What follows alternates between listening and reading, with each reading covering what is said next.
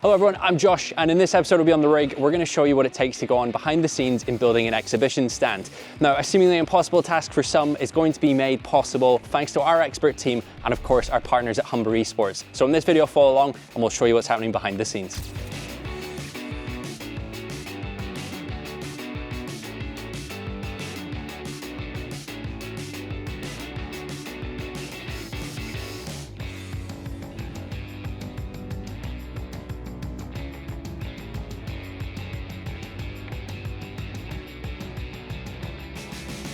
Now, the Canadian International AutoShow is an interesting one. When we spoke to Playseat, Asetek and Canada Computers about getting involved, initially there was some apprehension, and this makes sense. It's the kind of show that if you're going to buy a new car, you might come to, not necessarily buy a new sim rig.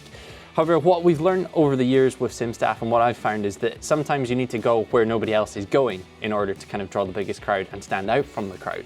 So whilst the Sim Expo goes on in the US, we are going to have the Canadian International Auto Show where brands who are exhibiting for sim racing purposes are likely going to benefit. The show itself has got about 400,000 people, and that meant when it came to creating our stand, we had to make sure that the flow was excellent as well.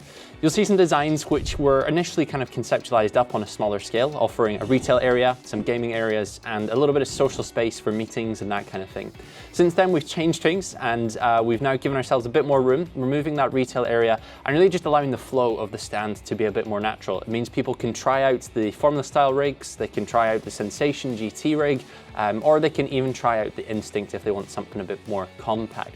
By comparison, this is some 10 or even 15 times bigger than other shows that we sometimes go to, and we're excited to learn how this has an impact on the sims, the flow, the turnaround time, and really take this knowledge forward for our partners. So when it comes to exhibiting at higher footfall events, we know exactly what they're going to need when it comes to sim racing.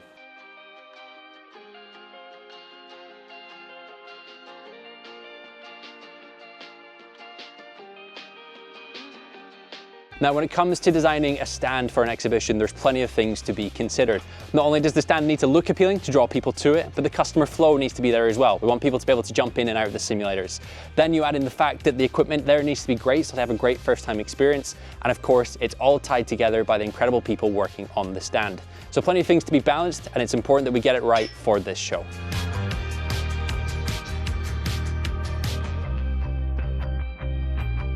Now, the stand's going to be split up into three key areas. First of all, we have the meeting and conferencing space, all important for those private conversations. Next up is the competition area. This is where the most amount of people are going to be on the stand, so it's important that we have a nice clean space with access for the simulators and plenty of hardware on show. And in this spot here is our homage to real-life motorsport. We've got an incredible car provided by the team at Niagara 5000, and it's going to look incredible on the stand.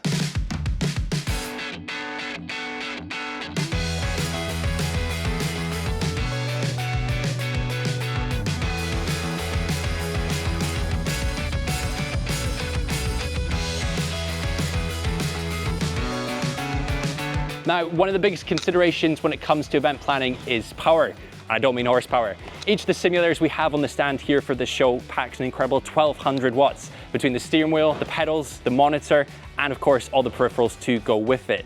For this show, we wanted to make sure that cable runs were clean, no one's gonna be tripping over them, and of course they deliver that all-important power to ensure the sims run smoothly. On top of this, we have network. We need to think about data registration for our partners, competition elements for the rigs themselves, and if anyone wants to share anything on social media. So you'll see the rig is currently in place, the cables are still to be put underneath, but we're very much nearly there.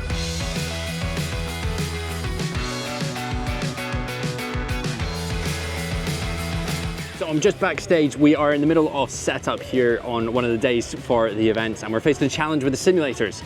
Now, of course, with world events, there's always going to be unforeseen challenges. It's why we are so good at what we do, is having a team that can adapt to them.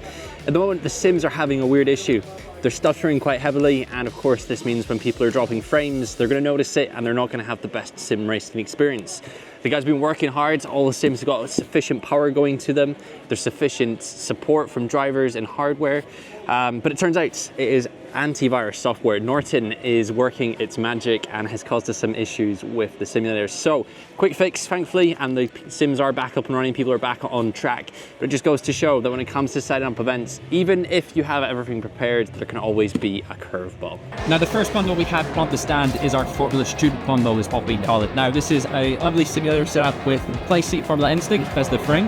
It's got the Asetek 3-mount wheelbase with that 3-mount wheel.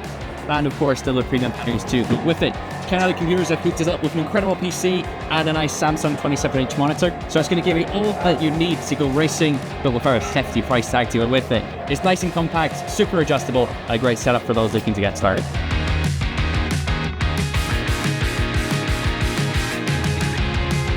The game we're using is F1 2024. It's more recognizable to anyone. Most F1 fans understand and play this game usually. It's a bit more easier to play instead of a set of Corsa or iRacing, so we're using this setup so we can use like teams such as like Williams, Haas, or Mercedes. Just a little bit more familiarity between everything in the settings. We can set it to different calibrations for different uses and different intermediate levels. Right now we're just currently setting up the wheel, making sure that's all set up currently for the auto show.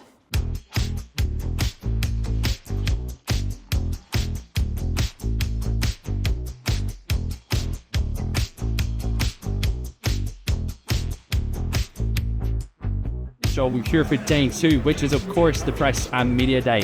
The simulators are ready, passes have been printed, and the excitement is building.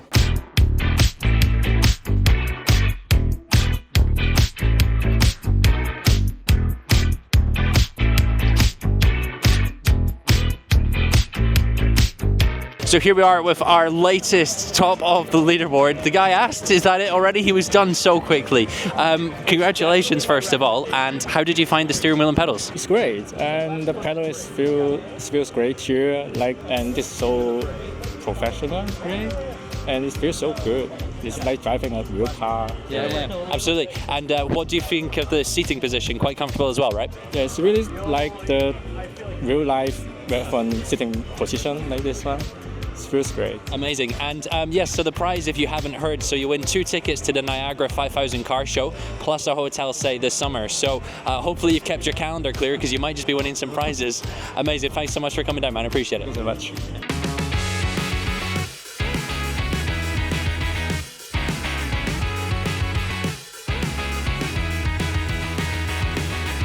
And so there we have it. In just over 13 days, we have planned, delivered, run and packed down one of the most exciting stands at the Canadian International Auto Show. Now, whilst people's reactions might speak for themselves, there's no doubt that this show has left a lasting impression on people, as well as our incredible racing sims. Massive thank you to everyone in the team for making it happen, and of course to you at home for watching along for the journey. We'll see you next time.